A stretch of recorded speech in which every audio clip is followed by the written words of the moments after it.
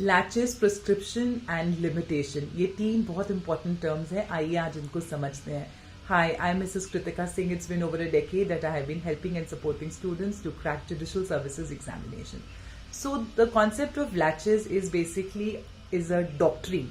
ये एक equitable doctrine है जो कि fairness और just equity पे based है. पीरियड ऑफ लिमिटेशन या जो लिमिटेशन एक्ट है उसमें जो पीरियड ऑफ लिमिटेशन दिया हुआ है और जो लिमिटेशन एक्ट है दैट इज अ स्टैट्यूट जो कि जिसमें आपको पीरियड ऑफ लिमिटेशन एक्सप्रेसली दिया हुआ है. जो लिमिटेशन एक्ट है that is based on the doctrine of latches.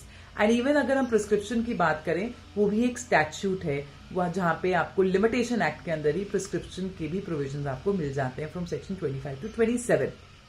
So laches क्या है?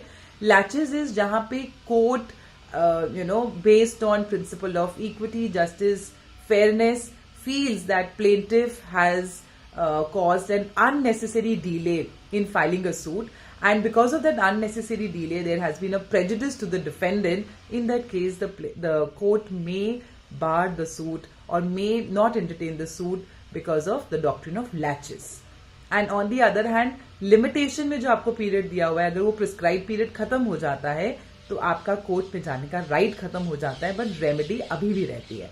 And in case of prescription अगर आप एक 12 साल के लिए जो एक प्राइवेट लैंड है और 30 इयर्स के लिए अगर सरकारी लैंड है उस पर आप अनइंटरप्टेड पोजेशन या uninterrupted enjoyment if you are enjoying, in that case the person who owns that land will lose not only his right but also his remedy to go to the court and also his right over that land, and the person who is in the possession will gain the adverse possession over that particular land. So prescription and limitation जो है ये statute में दिए हुए हैं.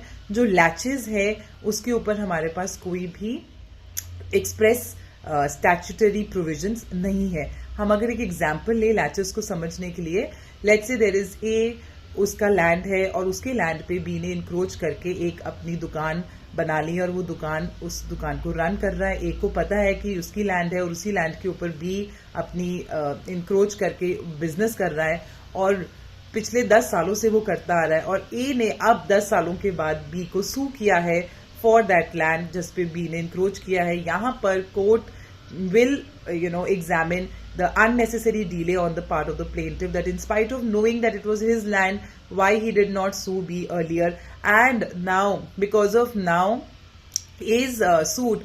अगर हम eviction करते हैं तो फिर B को एक prejudice या फिर एक injury हो सकती है जिसकी वजह से court will bar plaintiff suit just to do the equity to the plaintiff and the defendant. So basically यहाँ पे इक्विटी डिफेंडेंट को इसलिए कोट कर रहा है क्योंकि प्लेंटिफ की तरफ से एक अननेसेसरी डिले था.